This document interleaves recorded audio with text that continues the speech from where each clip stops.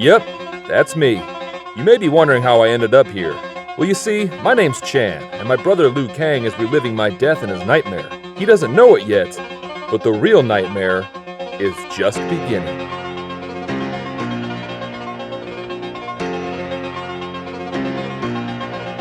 Mortal Kombat begins with Liu Kang making his way to China after receiving an extremely succinct telegram telling him that his brother is dead. It reminds me of Seinfeld when they thought George was dead.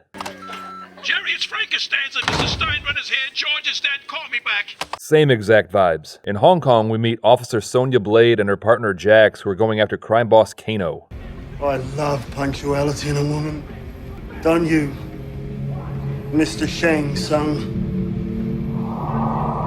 What do you think, George Harrison of the Beatles? We learn that Kano killed Sonya's partner, but that Kano's being used as bait to get Sonya to a fighting tournament. Johnny Cage is an American actor who's being trashed in the press because they think he's a fake. I mean, he's an actor.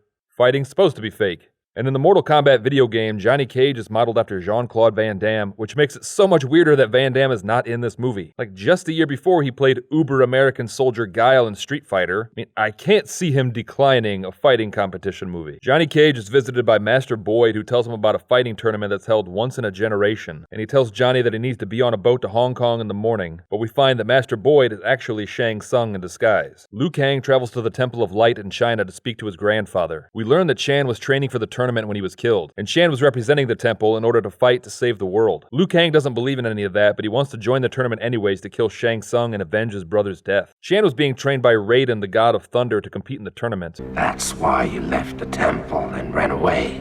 The great tournament was too much responsibility, but vengeance, that's so much simpler. Raiden is played by the always fantastic Christopher Lambert, who is just a national treasure. And based solely on his accent, I can't quite pin down which nation Chris is a treasure of, so we will just say all of them.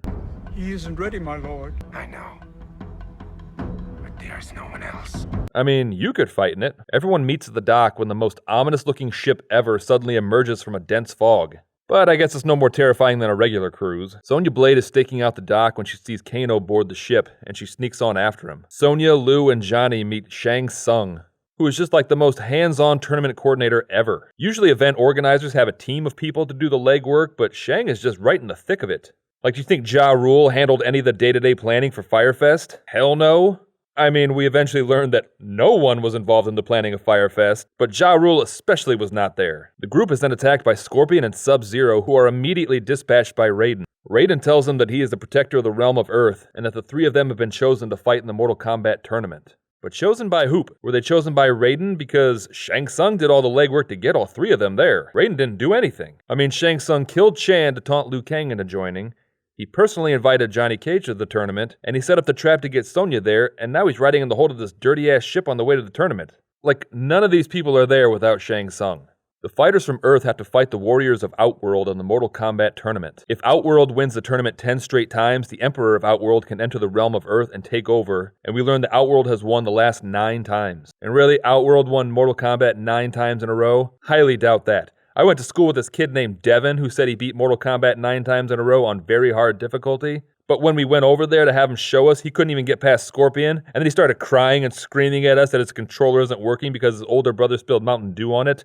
Psh, whatever, don't be like Devin. A large banquet is prepared and Liu Kang falls for the Emperor's adopted daughter, Princess Kitana. And we learn that Prince Goro is the undefeated reigning champion. The food portion of the evening is over and it's time for a fighting demonstration. And this is the only safe way to clear tables during COVID. Alright, so I gotta fight Sub-Zero. Alright, hold on. Don't hit me yet. I need to figure out what all the buttons do. Okay, hold on. Which one is uppercut? Nope. Nope. Hold on, let me try a combo. Alright, I'm ready.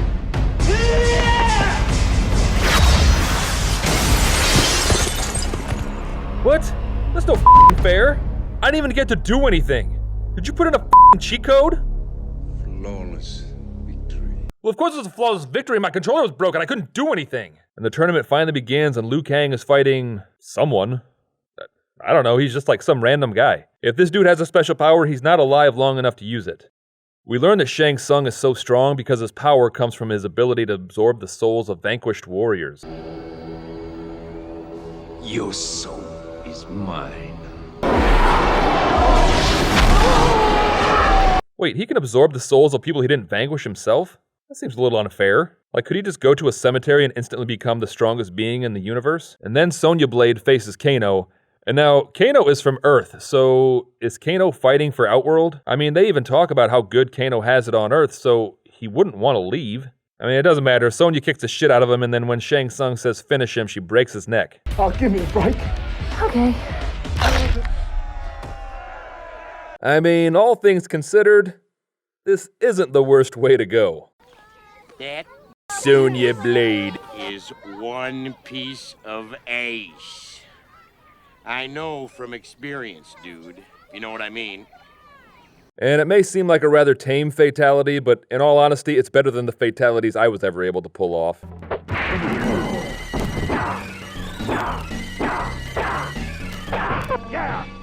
Johnny Cage then fights Scorpion. Get over here! Nice. And they teleport to a different level, and Johnny Cage is just getting his ass handed to him. You know, Johnny Cage has to be like, what the hell? Liu and Sonya fought regular-ass dudes on the beach, and I gotta fight a freaking demon in the Temple of Doom? Like, Johnny battles a teleporting hell creature, and Liu only had to fight Gary. Liu then has to fight Princess Katana, but Shang ends the fight because Katana keeps giving Liu tips on how to win the next fight. To win your next match, use the element which brings life. Like, seriously, if I was Johnny Cage, I'd be pissed that Liu Kang has barely had to break a sweat in this tournament. So I'm guessing this fight doesn't count towards control of the Earth realm? So the fighters from Earth are doing pretty well until Prince Goro enters the tournament. Goro is undefeated, but he must face his toughest challenge yet, Art Lean. So Goro predictably gets a flawless victory against Art. Must first face your fears, if you are to conquer them. You, Johnny, are afraid you're fake. So you'll rush into any fight just to prove you're not. You, Sonya, are afraid to admit even you sometimes need help. Wait. What about me? Oh, you're afraid of spiders. I don't know. Fear of public speaking. I'm sorry.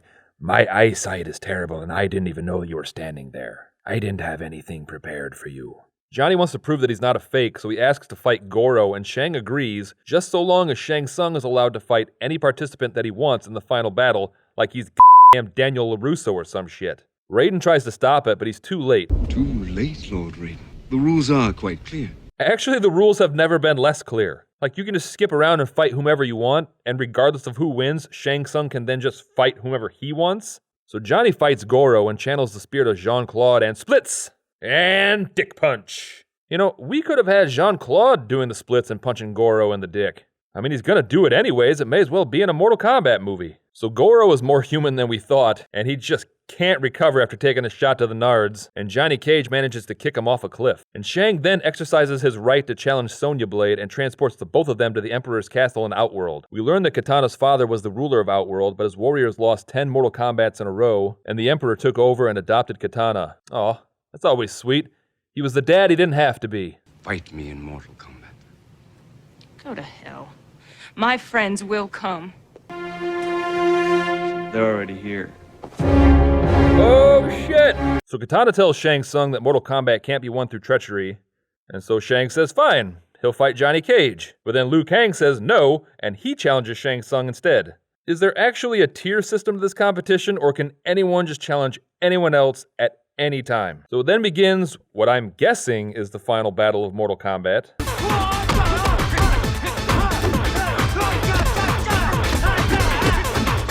Also, Mortal Kombat's main claim to fame was its brutality, so that's why it's so weird to have a PG-13 Mortal Kombat movie. Hold on, I've got a Game Genie code.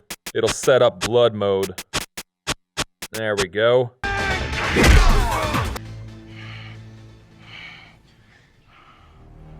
Nice. So after some kick-ass hand-to-hand, Shang Tsung calls forth 1,000 souls, who all just kind of manifest into like 6 dudes, and Liu Kang defeats them pretty easily.